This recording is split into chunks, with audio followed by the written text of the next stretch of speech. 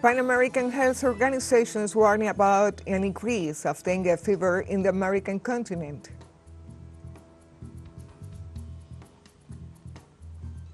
In Palestine, at least 12 civilians were killed and dozens wounded after an Israeli bombardment Khan Yunis.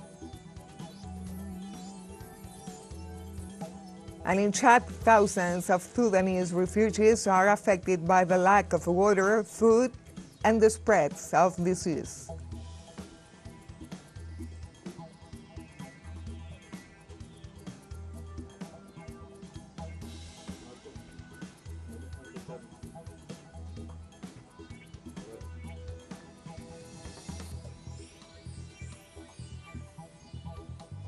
The Pan American Health Organization, in his last briefing, warned about an increase of dengue fever in the American continent. According to the organization, the most affected countries are Brazil, Paraguay, and Argentina, with 92% of the cases and 87% of the deaths. It was found that the continent has 3 times more cases of dengue fever than in 2023, with a total of 4.5 million infections.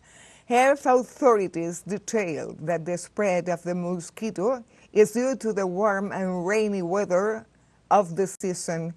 They recommended taking precautions to control its transmission and avoid death.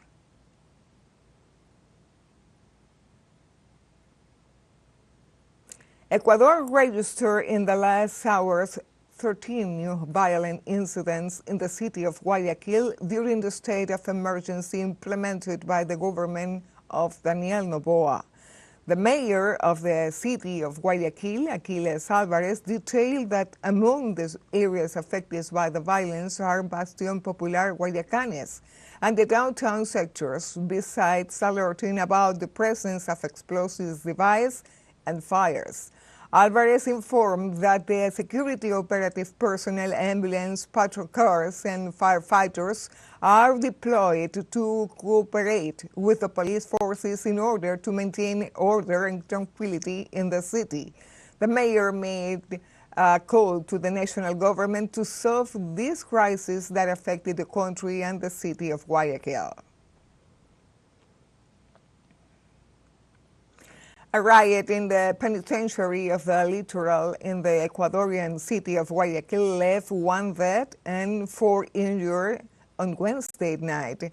In a video posted on social media, the prisoners say they are tired of the abuse while gunshots by security forces are heard in the background. The prisoners burned mattresses and set fires to the facility as a way of calling the attention of the Ecuadorian President Daniel Noboa.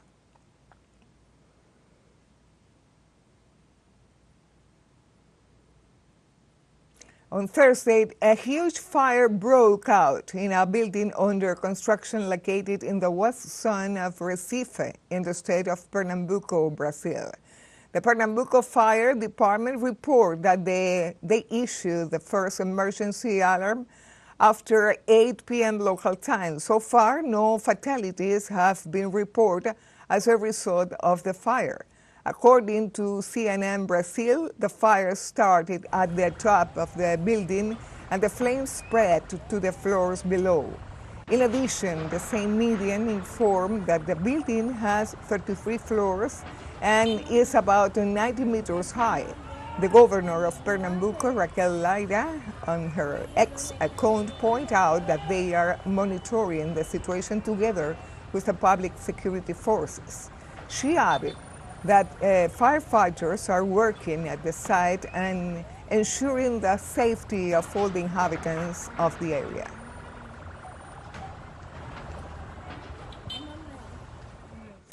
In Bolivia, thousands of citizens celebrate the 29th anniversary of the founding of the Movement Towards Socialism political instrument for the sovereignty of the peoples, MAS-IPCSP. The MAS-IPCSP postulates is consolidated as the most important organization force in the country with 18 years at the forefront of the governmental activities. This organization was created in 1995 with the support of the Seoul Syndical Confederation of Prison Workers, who raised the banners of the defense of the people's sovereignty. On these dates, several social organizations claim the basis of inclusion and defense of the sovereignty from different regions.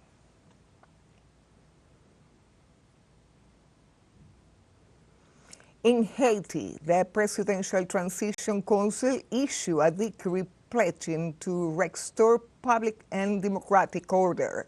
The declaration, signed by 8 out of the 9 members of the council, which includes the country's main political forces, is considered a signal for the Commission to assume its official functions following the resignation of Prime Minister Ariel Henry. In this sense, the Transition Council will begin the work proposed by the Caribbean community to find solutions to the multidimensional crisis and the appointment of a new prime minister. In the meantime, the country is going through a humanitarian crisis aggravated by the violence of criminal groups that control 80% of the capital, Port-au-Prince. The United Nations High Commissioner for Human Rights, Volker Turk, expressed that the situation in Haiti is collapsing and is due to the act of insecurity caused by the gangs. Haiti is cataclysmic. Corruption, impunity, and poor governance, compounded by increasing levels of gang violence, have eroded the rule of law and brought state institutions close to collapse. Tackling insecurity must be a top priority to protect the population and to prevent further human suffering. Gangs continued to use sexual violence to brutalize, punish, and control people. Some women are forced into exploitative sexual relations with gang members. In addition, the rape of kidnapped hostages continues to be used to coerce families into paying ransoms. Children continue to be recruited and abused. In an exclusive interview for TeleSUR, the Haitian lawyer and political scientist Jeffers Pierre Lacroix said that imperialism only wants to plunder Haiti's resources.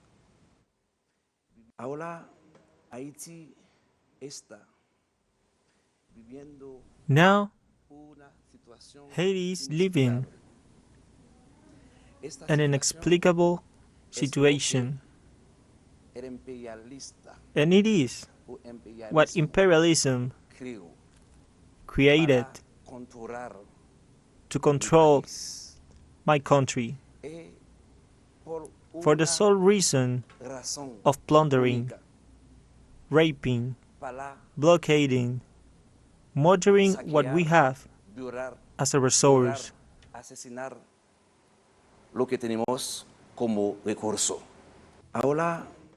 And now let's take a short break, but remember, you can join us on TikTok at TeleSUR English, where you will find news in different formats, news updates, and more.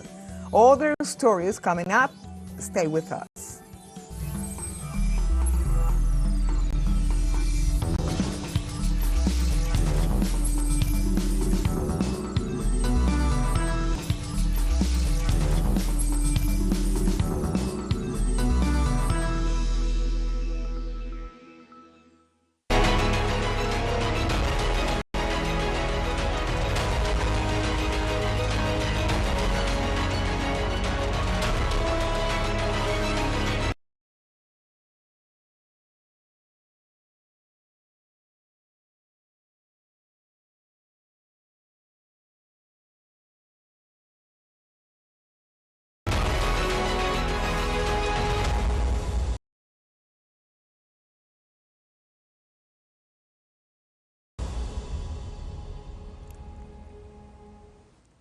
Welcome back to From the House. Russia's investigative committee claimed to have evidence providing that link of the perpetrators of the terrorist attack on the Krakow City Hall concert hall with the Ukraine. The agency noted that the initial results of the investigations confirm the planned nature of the terrorist actions, which require preparation and financial support. They also noted that the attackers received cash and cryptocurrency from Kiev, which used in the preparation of the crime. Additionally, they revealed the arrest of another suspected linked to the terrorist financing plan.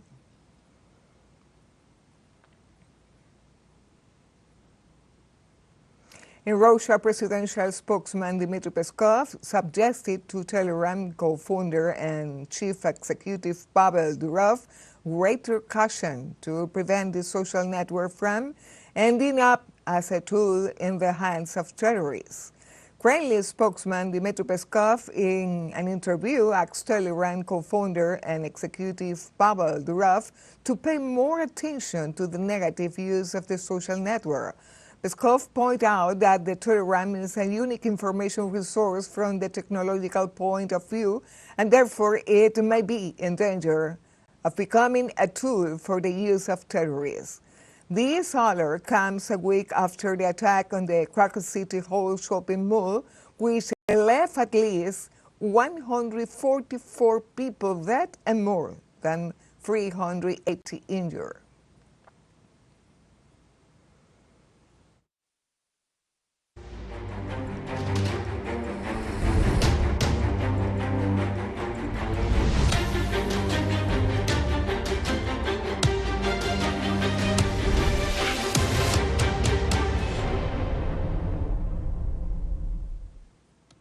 In Palestine, at least 12 civilians were killed and a dozen wounded after an Israeli bombardment of a house in Khan Yunis, 175 days after the beginning of the genocide in the Gaza Strip.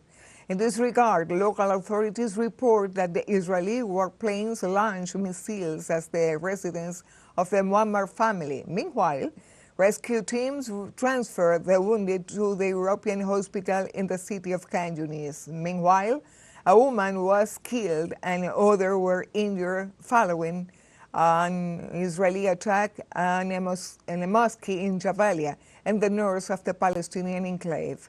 Since October 7th, Israel has killed 32,623 people and wounded nearly 75,000, while thousands of citizens are still missing under the rubble on the devastated Gaza Strip.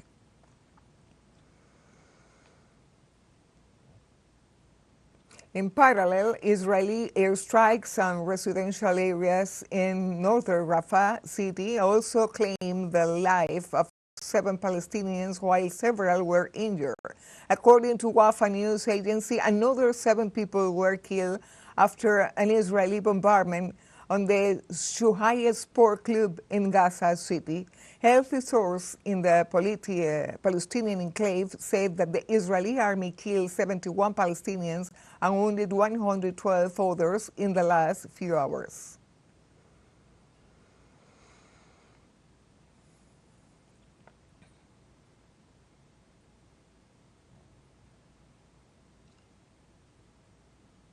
One 175 days of Israeli siege in the Gaza Strips, and the situation continues to worsen. The food, communication, and other basic infrastructure are destroyed. All this added to the continuous increase of death.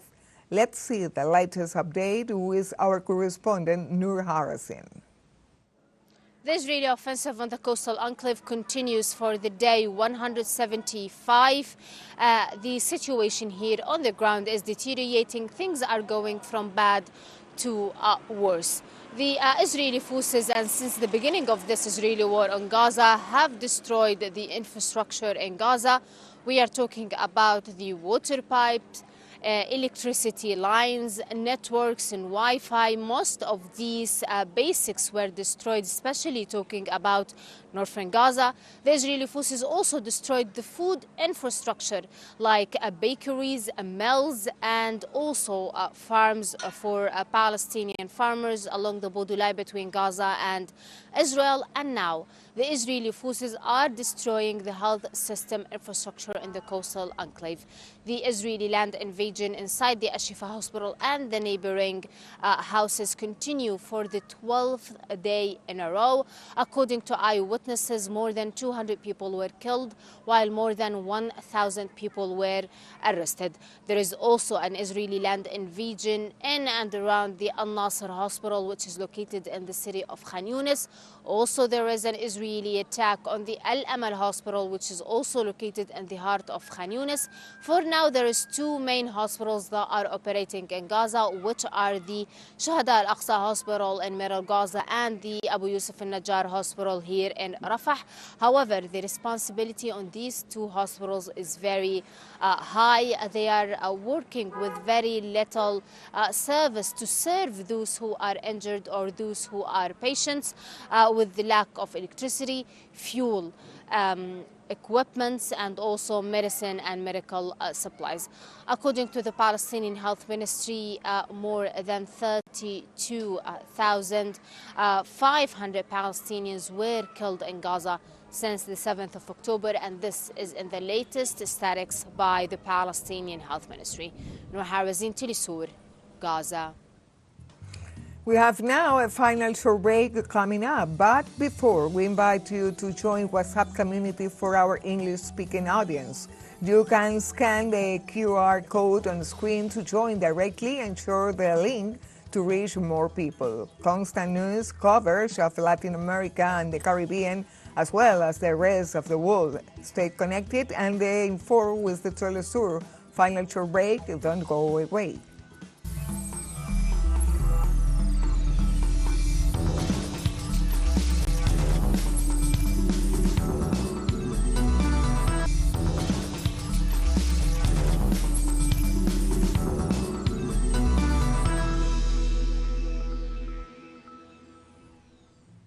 Welcome back to From the South. In Chad, thousands of Sudanese refugees are affected by the lack of water, food, and the spread of infections such as hepatitis. The organization's Doctors Without Borders report in the last week cases of hepatitis spreading through refugee camps in eastern Chad, where more than 730,000 Sudanese who fled the extreme violence in the neighboring Sudan have settled. Infections rates increase for poor sanitary conditions and a severe shortage of clean water, according to the latest report of the International Organization for Migration Agency. More than 2 million people have fled Sudan since the outbreak of the war in April 15 of 2023. Togo citizens rejects constitutional reform as a maneuver to extend the President Anagasir mandate. According to the new test, the presidential election system is modified and entrusted to legislative branches, which is dominated by the Union for the Republic Party, loyal to the current head of state. The opposition warns that the modification takes away the power to elect from citizens, a reason that led to abstention of the opposition bench during the vote.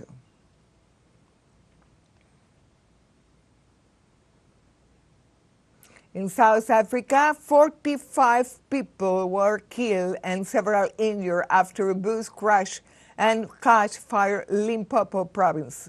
Local media said that following the loss of control of the bus, the fall on the bridge, and the subsequent fire at the mountain pass between the towns of Mokopane and Marken, several people were seriously injured. The South African Minister of Transport, Sidisiwe Shikunga, said that the only survivor of the group of pilgrims traveling from the Botswana capital to the Church of the Valley of Moria is an 8-year-old a girl who was taken to the hospital. Shikunga also expressed her condolence to the families of the victims and to the people and government of Botswana, and assured that the South African authorities would repatriate the bodies.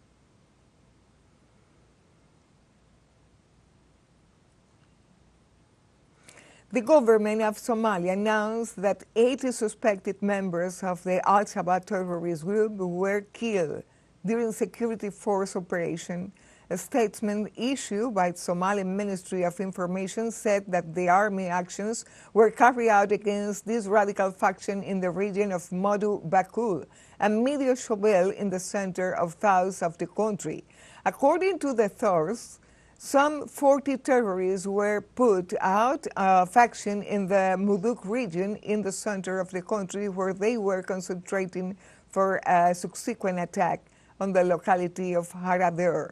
The current Somali president, Hassan Sheikh Mohamud, in a power since 2022, has declared his commitment to eradicating the terrorist groups that still control large rural areas in central and southern Somalia.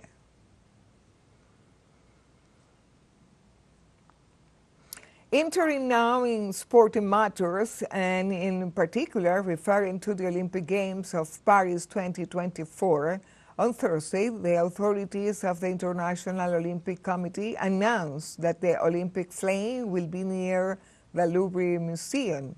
In this way, the flame of the Paris Olympic Games will burn during the competition in the Garden of the Tuileries, a publicity-accessible site located in the banks of the Seine River between the Louvre Museum and the Place de la Concordia.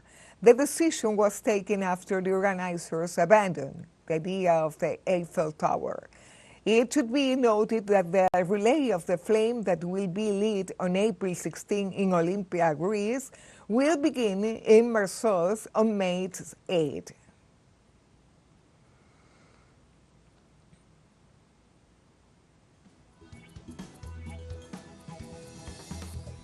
And we have come to the end of this news brief. You can find these and many other stories on our website at TeleSUREnglish.net. And join us on social media, Facebook, X, Instagram, Telegram, and TikTok. For TeleSUR English, I am Irma Shelton. Thank you for watching.